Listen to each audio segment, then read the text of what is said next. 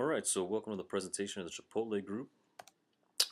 Here's the team. There's me on the left, Yoon, Ashok, Sophia, and Madeline. And Chipotle. What's Chipotle? It's a Mexican fast casual dining restaurant.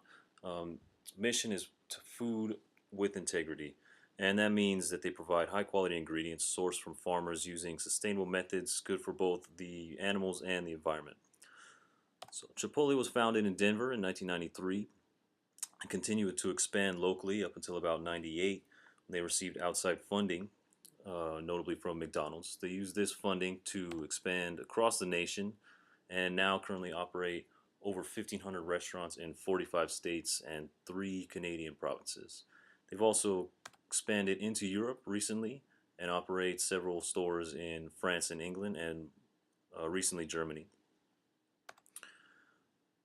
So, over the last 6 years, the company has maintained an average growth rate of over 20% and is projected to continue to grow with double-digit growth over the next 5 years. It also has the fourth highest average sales per store behind only Chick-fil-A, McDonald's, and Panera Bread. So why has Chipotle been so successful, especially recently? Well, they offer a higher quality product and quick service at an affordable price, in line with its competitors in the fast food market. In addition to that, Chipotle has created a huge amount of brand awareness through cause marketing related to its culture of food with integrity. So, being that Chipotle has expanded throughout the U.S., in order to continue growing, it's going to have to move internationally. And it started to with Europe, but this will help it expand and diversify its consumer base and allow it to further reduce costs with greater economies of scale. And its strong financial performance and aggressive expansion as of recently should help it to minimize some of the risks of maybe another company that would be moving out internationally.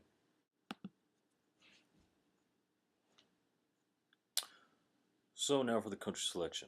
As Chipotle has already expanded to Europe, we thought that Asia would be a reasonable next step. We used some standard metrics in our analysis, including GDP per capita, economic growth rate, various indices like the market potential index, and the current middle class population, which is Chipotle's target market now.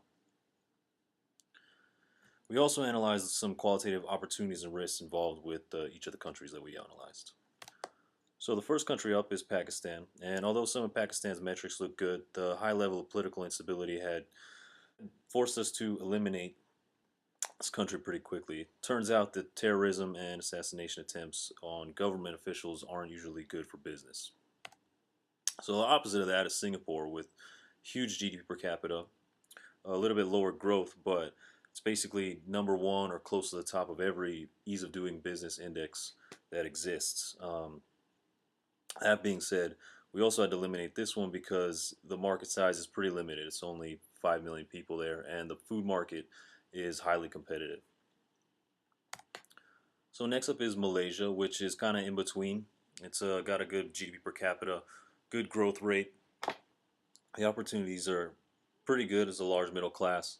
The one thing we did see was that they do have religious dietary restrictions because of large populations of Hindu and Muslim people, and it's a smaller market than say India, which also has these challenges but has a much greater upside. So now we head to China, and as with every conversation about expanding into Asia, China has to be involved. It's basically the biggest player there. Has a huge market, a big growth rate, and a middle class population that's bigger than the whole population of the U.S. as it stands right now. Um, that being said, China is pretty hard to do business in. There's a lot of infrastructure and political risks right now, and some supply chain problems. And just to get into the market can be a bureaucratic mess. So we decided against China for these reasons. Also, India, I mean, it's second to China only in population size, has growth potential that's pretty good. It does share a lot of the same benefits as China, but also a lot of the same risks. The one thing that India does have over China is that the local cuisine is very similar to that of Chipotle's offering. So we think the assimilation would be a better chance of than, say, in China.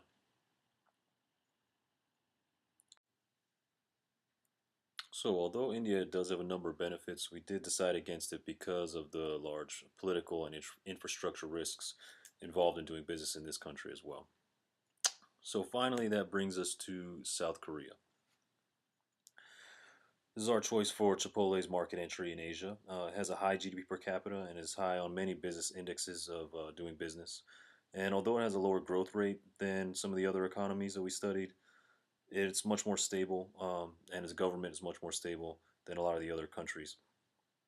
South Korea also has the benefit of being in the same position that America is in right now. They have an obesity problem and all the health problems that come with that. And a lot of the culture is turning away from traditional fast food, which they have a lot of now, and going more toward healthier and more natural options, which plays right into Chipotle's strengths. Um, like I said, it's the same position that America's in right now, and I think that's the reason that Chipotle is doing so well here.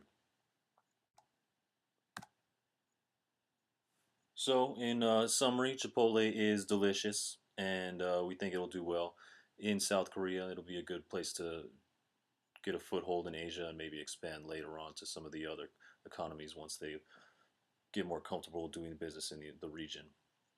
And just an FYI, Halloween after 4 p.m. you can wear your costume to any Chipotle and get yourself anything on the menu for $3, with all the proceeds going to Chipotle's own nonprofit fund helping local farmers. All right, that's it. Thanks for listening.